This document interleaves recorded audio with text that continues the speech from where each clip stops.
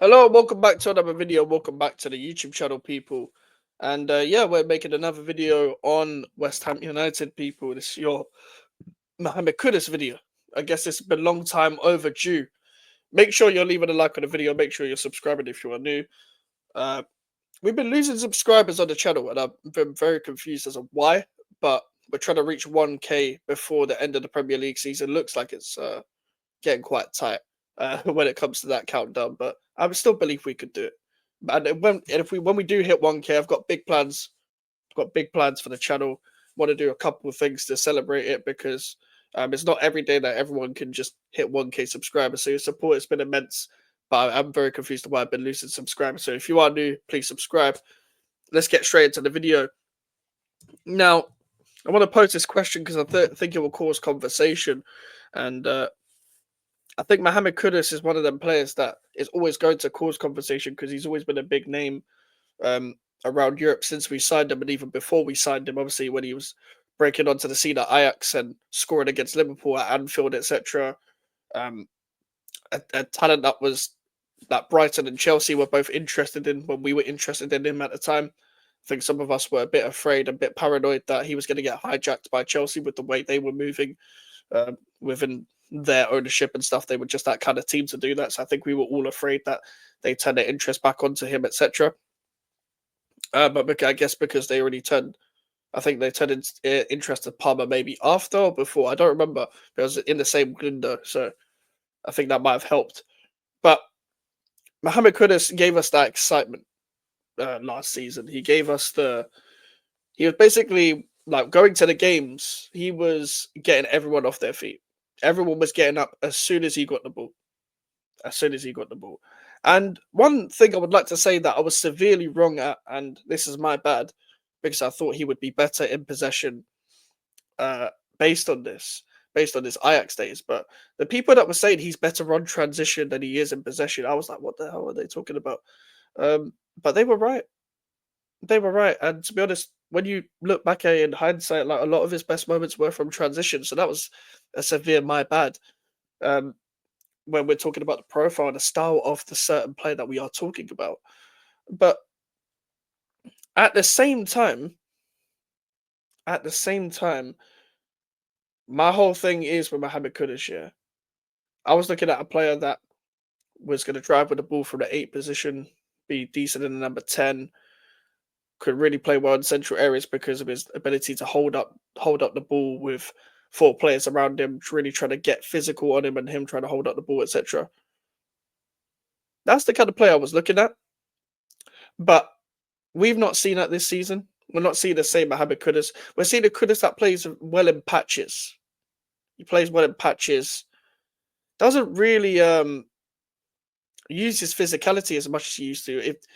But there's a more of a conversation to be had that he's not trying now. I do hear that because the reason why we have to draw to that conclusion now is because he's capable of so much more, and it feels like a player can't just dip this much overnight.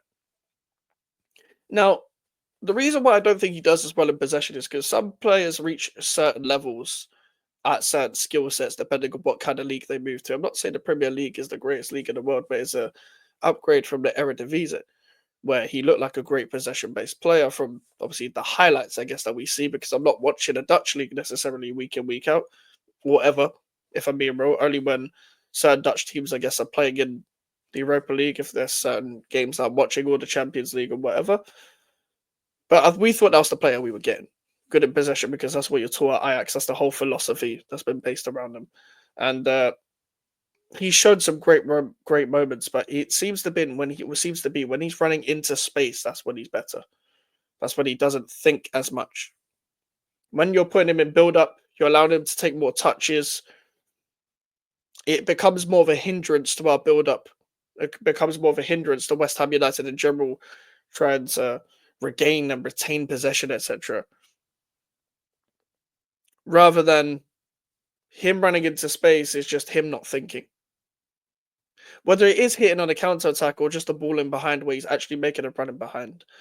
But the reason why we're not seeing that skill set as much either is because he's not necessarily a person that will running behind as his specialty, like a Jared Bowen would, to stretch the pitch, to stretch the spaces in between the defenders, and then shoot or go after that.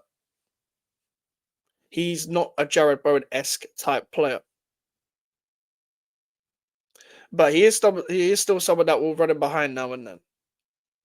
So it will occasionally stretch the team. It will be a case of,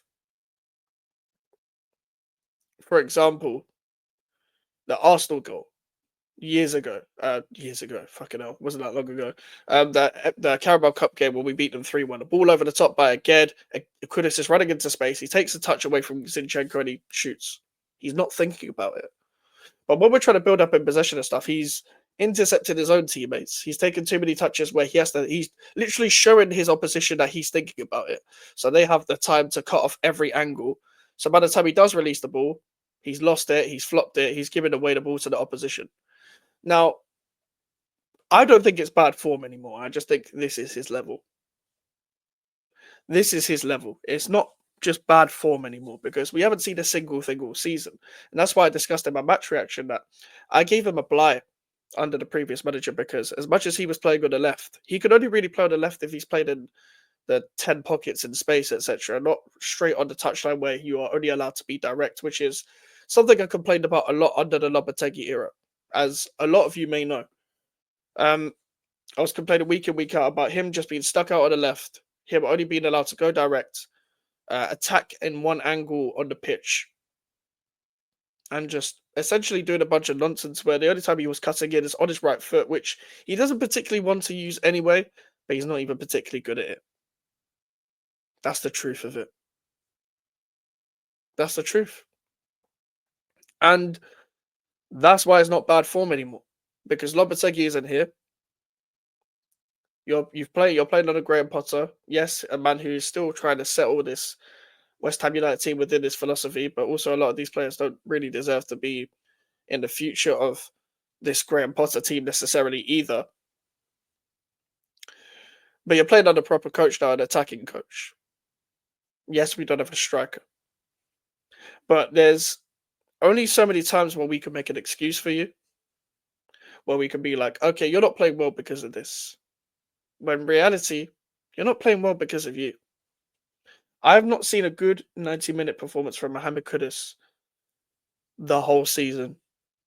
And to be honest with you, it's probably since the City game, the last game of the season last season, where he actually played quite well, scored an overhead kick, etc. It's from the back of the last season, and because we're obviously under David Moyes, we're playing more on the counter. It probably did get more out of you than we realised, and that's probably why you severely have downgraded. Because as we're trying to play and build up, especially in the games where we have to unlock defenses at home, you are not there. You are nowhere to be seen. You're Casper the Friendly Ghost. That's why against Arsenal we did so well, because Arsenal were putting bodies into the box forever.